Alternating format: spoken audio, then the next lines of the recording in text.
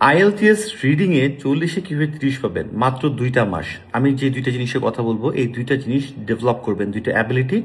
ইনশাল্লাহ 40-এ আপনি 30 পাবেন 2টা মাস। জাস্ট ফলো করবেন, কোনো ধরনের কোনো ভুল হবে না। তো তার আগে একটা ছোট্ট গল্প দিয়ে শুরু করি। গল্প বলতে কি, একটা ধাঁধা দিই। সেই ধাঁধাটা আমি আমাদের প্রাইভেট ব্যাচের স্টুডেন্টদেরকে সবসময় দিই, এছাড়া আমি লাইভেও মাঝে মধ্যে দিয়েছি। এটাতে আপনাকে আমি ক্ল্যারিফাই করতে পারবো বেসিকলি এই রিডিংটাতে ভালো করার জন্য আমাদের কি কি দরকার। কারণ আমরা সবাই অথবা অনেকেই ডাইরেক্ট ক্যামব্রিজ বই থেকে রিডিং শুরু করে দিই, কিন্তু এটার জন্য কি দরকার সেই পারপাসটা যদি আমরা না জানি তাহলে পারপাস সার্ভ করবো কিভাবে। ওকে, সো গল্পটা হচ্ছে, একটা পুকুরে ধরেন 10টা মাছ আছে, হ্যাঁ। সো সেই 10টা মাছ যদি থেকে থাকে, সেখানে 5টা মাছ মারা গেলে এরপরে যদি আরো 10টা মাছ রাখা হয় তাহলে পুকুরে কয়টা মাছ আছে। সো এই গল্পটা মানে এই ধাঁধাটা যখন আমি সবাইকে জিজ্ঞাসা করি, এরপরে আমি সবাইকে মানে এটার উত্তরটা কি হবে সেটা জিজ্ঞেস করি, তো তখন অনেকেই কিন্তু এটা বলতে পারে বা বলতে পারে না, বিভিন্ন মানে অ্যান্সারও আসে। এটাতে হয় কি, সবাই বুঝতে পারে ওকে এখানে ডিফারেন্সেস আছে, কেউ না কেউ ডিফারেন্ট ডিফারেন্ট অ্যান্সার করছে, কেউ বলে 15টা, কেউ বলে 20টা, এরকম। আমি একটু আবারও বলি যে একটা পুকুরে 10টা মাছ আছে, সেখানে 5টা মাছ মারা গেল এবং 10টা মাছ আবার রাখা হলো, তাহলে কয়টা মাছ আছে। অনেকে বলে হিসেবটা এরকম করে, 10টা মাছ ছিল, 5টা মাছ মারা গেল, তাহলে যদি 5টা মাছ মারা যেয়ে থাকে তাহলে আর 5টা আছে, আরো 10টা রাখলে হয়তো বা 15টা আছে। আবার অনেকে মনে করে যে না, 10টা রাখা হলো, 5টা যে মারা গেল এটা তো ওঠানোর কথা বলা হয় না, এটা তো পুকুরেই আছে, তার মানে 10টাই আছে, আরো 10টা অ্যাড করলে 20টা আছে, রাইট। তো এইখান থেকেই সবকিছু খুব ক্লিয়ার যে রিডিং এর কোয়েশ্চেনে, এই যে আমি যে বাংলাটুকু বললাম না, তো কোয়েশ্চেন পড়ে এবং ওই রিডিং এর প্যাসেজের লাইনগুলো পড়ে আপনাকে বুঝতে হবে আর কি কি বললাম, এই যে যেটা বললাম সেইটা। তো এটাকে আপনাকে বুঝতে হবে, ব্যাপারটা এরকম, 10টা মাছ রাখা হয়েছে, 5টা মাছ মারা গেছে, হোয়াট এভার ইট ইজ, ঠিক আছে, এটা বুঝলাম। এইবার হচ্ছে অ্যানালিটিক্যাল অ্যাবিলিটি, যে আসলে কি 15টা আছে না 20টা আছে, না এই যে চিন্তা, এই যে ক্রিটিক্যাল থিঙ্কিং এর জায়গাগুলো, এটার নাম হচ্ছে অ্যানালিটিক্যাল অ্যাবিলিটি। ধরুন আপনি ট্রু ফলস করছেন বা আপনি মাল্টিপল চয়েস করছেন, আপনি আগে তো বুঝতেছেন যে কোয়েশ্চেনে কি বলা আছে, আপনি অ্যান্সারের জায়গাটাও পড়লেন, প্যারাগ্রাফে 3-4 লাইন পড়লেন, পড়ে কিন্তু আপনি আগে বুঝলেন যে ইংলিশের মানেটা কি বা ঘটনাটা কি। এরপরে আপনি বেসিকলি এখন এটা কি ট্রু হবে ফলস হবে এটা আপনি যাচ্ছেন। তার মানে হচ্ছে আমাদের এই রিডিংয়ে যদি ভালো স্কোর করতে হয় তাহলে আমাদেরকে মাথায় রাখতে হবে আমাদের দুইটা স্কিল অথবা অ্যাবিলিটি বাড়াতে হবে। তো প্রথম অ্যাবিলিটিটা হচ্ছে কম্প্রিহেন্সিভ অ্যাবিলিটি, যেটা পড়ে বোঝা বা পড়ে এটা কি বলতে চাচ্ছে সেই জিনিসটাকে আগে ট্রান্সলেট করা বা হোয়াট এভার আপনি যেভাবে এটাকে ধরেন না কেন, এটাকে বলা হয় কম্প্রিহেন্সিভ অ্যাবিলিটি। আর সেকেন্ড হচ্ছে ক্রিটিক্যাল বা অ্যানালিটিক্যাল অ্যাবিলিটি। এটা মানে হচ্ছে এটা কি ট্রু হবে, এটা কি সি হবে, এটা কি ডি হবে, লেখক কি এটা বোঝাতে চেয়েছে, লেখক কি ওটা বোঝাতে চাচ্ছে। আমি একটা ছোট্ট কথা বলি, আমি যদি আপনাকে ধরেন বাংলাতে একটা প্যারাগ্রাফ দিয়ে বলি লেখক এখানে কি বলতে চেয়েছে, এক লাইনে এটার সারাংশ কি এক লাইনে বলেন, তাহলে আপনি পুরোটা পড়লেন, পড়ার পরে যে এই 10টা লাইন থেকে বা 7টা লাইন থেকে একটা লাইনে করতে হবে, এইটার জন্য আপনার কোন অ্যাবিলিটিটা দরকার। আপনি ইংলিশে ধরেন 7টা লাইন পড়লেন, আপনি ইংলিশে পুরোপুরি বুঝলেন যে প্যারাগ্রাফটাতে এইটা বলা আছে, এই কথা বলা আছে, এখন লেখক কি বোঝাতে চেয়েছে। তো আপনি তো ইংলিশটা শেষ, ইংলিশ পার্ট কিন্তু শেষ, আপনি ইংলিশটা বুঝলেন, ইংলিশ থেকে বাংলা আপনি করলেন। তো বাংলা করার পরে বেসিকলি কিভাবে আলটিমেটলি এখন এক লাইনে আনবেন, এটার জন্য কোন অ্যাবিলিটি লাগবে, ব্রেনের কোন পার্টটাকে কাজে লাগাতে হবে। আমরা যখন বুঝবো এই পার্ট আর এই পার্ট আমাকে ডেভেলপ করতে হবে, তখন কিন্তু আমরা সেই অনুযায়ী রুটিন সেট করতে পারবো, সেই অনুযায়ী পড়াশোনা করবো, সেই অনুযায়ী আমরা আমাদের মানে ডেভেলপমেন্টের সব কাজগুলো করে যাব। আমরা যদি নাই বুঝি, আমরা যদি দুপুরে সলভ করা শুরু করে থাকি এটা কি এটা হবে এটা, তাহলে কিন্তু আলটিমেটলি হবে না। আমরা হয়তোবা কয়েকজনের জন্য হবে যাদের বেসিক ভালো, বাট তাছাড়া আমরা প্রবলেম পড়ে যাব। সো কম্প্রিহেন্সিভ অ্যাবিলিটি মানে এটাকে ইমপ্রুভ করবো কিভাবে। ওকে, সো আসি আমরা এখন কম্প্রিহেন্সিভ অ্যাবিলিটি কিভাবে ইমপ্রুভ করবো আর অ্যানালিটিক্যাল অ্যাবিলিটি কিভাবে ইমপ্রুভ করবো। আমি বলেছি 2 মাসের মধ্যে। আর একটা থার্ড একটা টিপস আছে, সেটা আমি পরে বলছি সবার শেষে। থার্ড আরেকটা স্কিল বেসিকলি সেটা ডেভেলপ করতে হবে, বাট আগে আমি বলে দিচ্ছি কম্প্রিহেন্সিভ কি মানে পড়ে বোঝা। তো এটার জন্য আমি একটা কাজ করতাম, আমি যে কাজটা করতাম, কারণ আমি জানি আমাদের বাংলাদেশি ছেলে মেয়েদের পড়ার অভ্যাস খুব কমে গেছে। আমি না, আমার কাছে মনে হয় এখন পৃথিবীতে সবারই পড়ার অভ্যাস কমে গেছে। সো ইংলিশ পড়া তো দূরের কথা, আমরা একটা বই না পড়ে একটা মুভি দেখতে, সেইটার ঘটনাতে যদি কোনো একটা নভেল না পড়ে কোনো একটা মুভি থাকে বা কিছু একটা থাকে, আমরা সেটা দেখতে বেশি আগ্রহ প্রকাশ করি। তো এই ক্ষেত্রে আমাদের পড়ার জায়গাটা পড়তে হবে, এই জন্য আমি 5টা বই পড়তে বলি আমাদের প্রাইভেট ব্যাচের সব স্টুডেন্টদেরকে। সো 5টা বইয়ের নাম আমি কমেন্ট বক্সে লিখে দিব। বাট এটাকে কিভাবে কি পড়বো, তো আমরা ফার্স্টে পড়বো যতটুকু স্পিডে পড়লে আমরা বুঝতে পারি। আবারও বলছি, যতটুকু স্পিডে পড়লে আমরা বুঝতে পারি।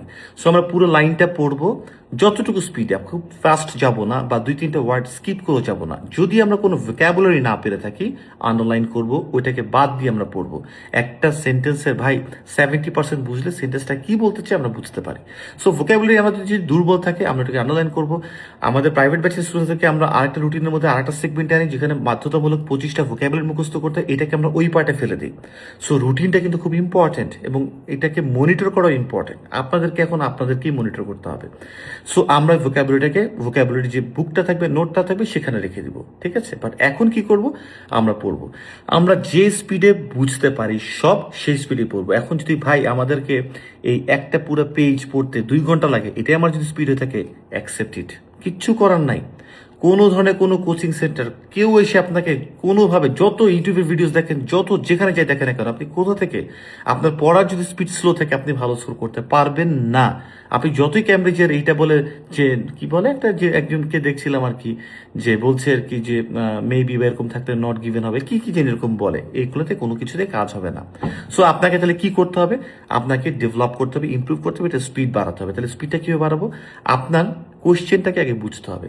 আমি যদি একটা গড় করে নিই, এভারেজ করে নিই, একটা কোয়েশ্চেনে কতগুলো লাইন লেখা থাকে, যেগুলো একটু বড় কোয়েশ্চেন মোটামুটি।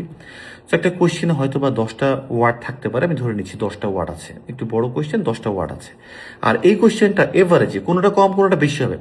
প্যারাগ্রাফের কয়টা লাইনে থাকতে পারে, 3টা লাইনে। তো 3টা লাইনে কয়টা ওয়ার্ড থাকতে পারে, 10টা বা 12টা, ধরুন 12টা থাকে, তো 3 12 36টা, আর এদিকে 10টা 46টা, ধরলাম 50টা ওয়ার্ড টোটাল খেলা।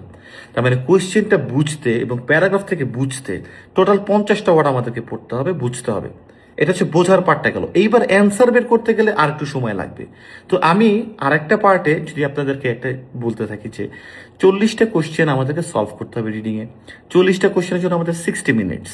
তো কোনোটায় তো 1 মিনিট 20 সেকেন্ড লাগতে পারে, কোনোটায় তো হয়তো বা আমাদের 40 সেকেন্ডস লাগতে পারে, কোনোটায় 60 70 80 সেকেন্ড 90 সেকেন্ড লাগতে পারে, কোনোটায় 2 মিনিটও লাগতে পারে। তো আমরা ধরলাম যে আমরা 40টাতে 1 মিনিট 20 সেকেন্ড করে আমি যদি ধরি, বা 1 মিনিট 10 সেকেন্ড করে যদি ধরি, তার মানে 70 সেকেন্ডস ধরলাম, আমি 70 সেকেন্ডসে আছে। এটা জাস্ট ধরে নিলাম, 2 মিনিট রিভিশনের জন্য রাখলাম বা 3 মিনিট। এই ক্ষেত্রে এই 70 সেকেন্ডসের ক্ষেত্রে তার মধ্যে আমাদেরকে কি করতে হবে, পরীক্ষার ওই কোয়েশ্চেনটা বুঝে আমাদেরকে ওখানে পড়তে হবে 70 সেকেন্ডস টাইম। তো 70 সেকেন্ডসের টাইমের মধ্যে পুরো একটা কোয়েশ্চেনের উত্তর দিতে হবে। তার মানে বোঝার পার্টটা তো আছেই, ক্রিটিক্যালি যে আবার অ্যান্সার বের করতে হবে, এটা কি ট্রু হচ্ছে না ফলস হচ্ছে, সেটার জন্য আবার আরেকটা পার্ট রাখতে হবে। তাহলে 70 সেকেন্ডসের ভিতরে আপনারা কতটুকু পার্ট বোঝার জন্য রাখতে চান, কতটুকু পার্ট, কতটুকু সময় আপনারা এই ক্রিটিক্যাল জায়গাটাকে ডেভেলপ, মানে ক্রিটিক্যালি অ্যান্সারটাকে বের করার জায়গাটায় রাখতে চাচ্ছেন। সো এইটা হচ্ছে আরেকটা পার্ট। তো আমি যদি ধরে নিই আপনি 40 সেকেন্ডস বোঝার জন্য রাখতে চাচ্ছেন বা 30 সেকেন্ডস ক্রিটিক্যাল পার্টটার জন্য, তো তাহলে বুঝতে হবে যে আমার এই 50টা ওয়ার্ডস পড়তে 40 সেকেন্ডস লাগবে। 50টা ওয়ার্ড পরে আমি বুঝতে পারি 40 সেকেন্ডসে।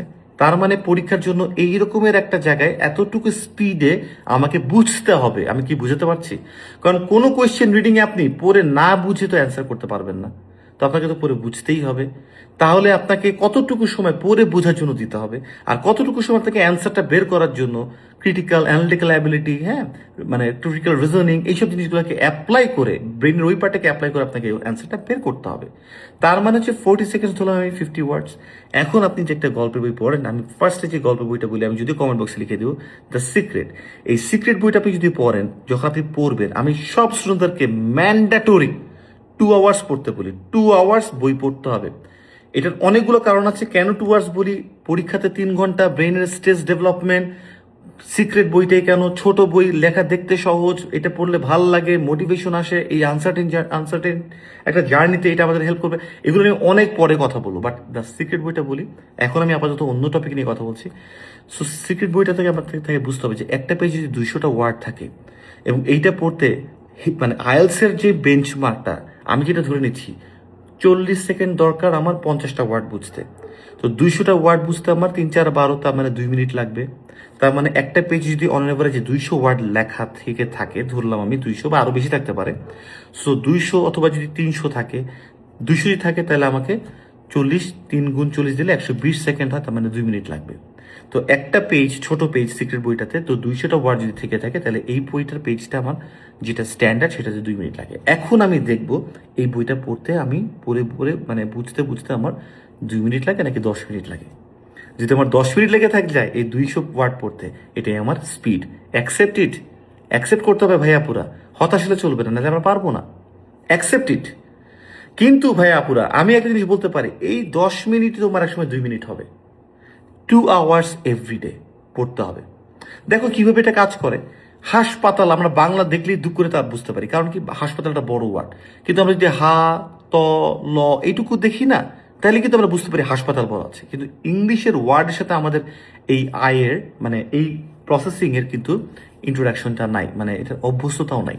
সো এটা যখন আমরা 2 ঘন্টা ডেলি পড়তে থাকবো, প্রথম দিন দেখবেন আপনাদের 5 মিনিট লাগছে 200 ওয়ার্ড পড়তে, তারপর দিন দেখবেন 4.5 মিনিট, তারপর দিন দেখবেন 4.25 মিনিট, তারপর দেখবেন 4 মিনিট, তারপর দিন দেখবেন যে আস্তে আস্তে কমে কমে এইটাতে 1 মাস থেকে 1.5 মাস 2 ঘন্টা পড়লেই দেখবেন যে আপনি আপনার জায়গায় চলে আসছেন।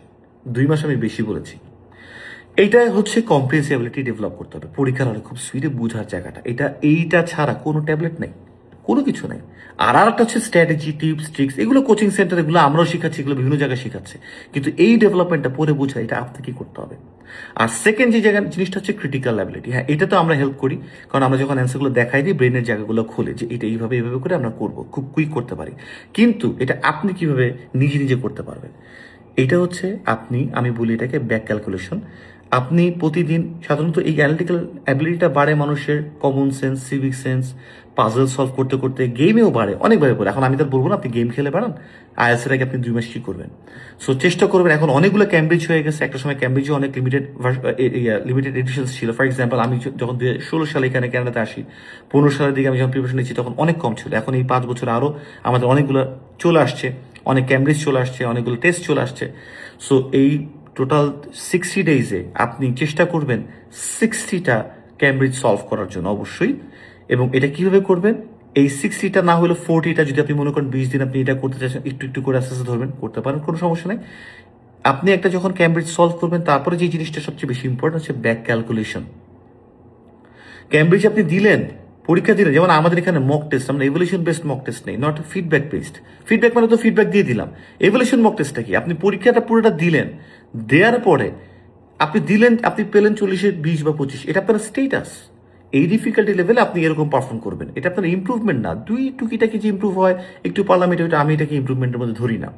তাহলে ডেভেলপমেন্টাল জায়গাটা কোথায়, যেটা আমরা করি সাধারণত মক টেস্টে, আমরা তো টিচাররা দেখাই দিই, বাট আপনার জায়গা কোথায়, আপনাকে করতে হবে ব্যাক ক্যালকুলেশন।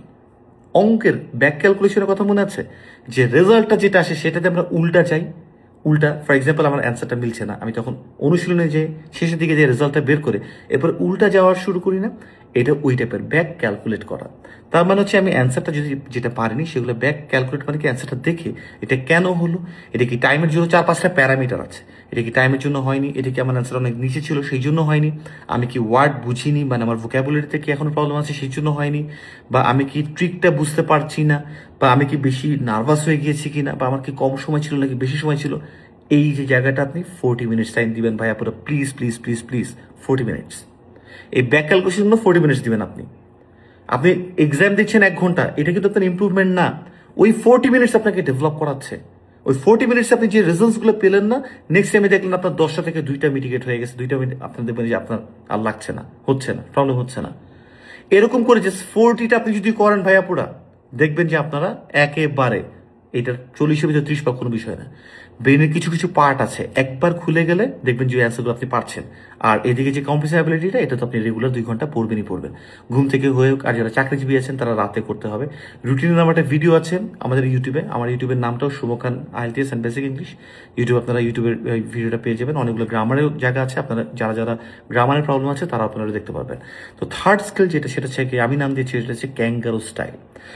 সব প্রশ্ন ওয়ার্ড টু ওয়ার্ড পড়া দরকার নাই। যেমন আপনি যদি টাইটেল বা সামারি লিখতে যান, আপনার ওয়ার্ড টু ওয়ার্ড প্রতিটা প্যারাগ্রাফ পড়তে হবে না। তাহলে কি করবেন, জাম্প করে করে পড়া। এই পড়ার একটা প্র্যাকটিস আছে, এটা আমি স্টুডেন্টদেরকে শেখাই। জাম্প করে করে পড়তে হবে। কোনো একটা ভিডিওতে আমি হয়তো বা একদিন স্ক্রিনে দেখিয়ে দিব, এখানে তো আর কি আমি যেরকম আমার পিসিতে আমি যখন দেখাই তখন আমাদের জুমে লিখিয়ে টিকিয়ে এঁকে অনেক কিছু করে দেখানো যায়। এখানে তো এই ভিডিও আপনি দেখছেন জাস্ট টিপসটা, মানে এই স্ট্র্যাটেজিসগুলো নেওয়ার জন্য। সো এই জাম্প করে পড়াটা খুব ইম্পর্টেন্ট। আপনি যদি সাবজেক্ট, ভার্ব আর অবজেক্টের এই জায়গাতে পড়তে পারেন, তাহলে আপনি সেন্টেন্সের এসেন্সটা পান।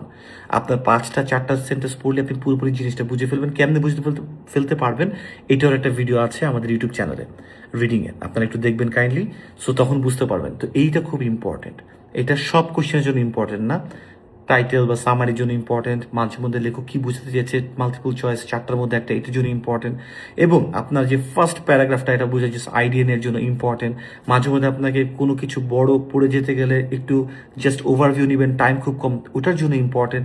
সো এই ডেভেলপটা করতে হবে। আপনি আপনাকে বলে দিলাম সাবজেক্টের দিক থেকে, ভার্বের দিক থেকে, আর অবজেক্টের দিক থেকে, বিকজ এই তিনটা জায়গা থেকে ইনফরমেশন চেঞ্জ হয়।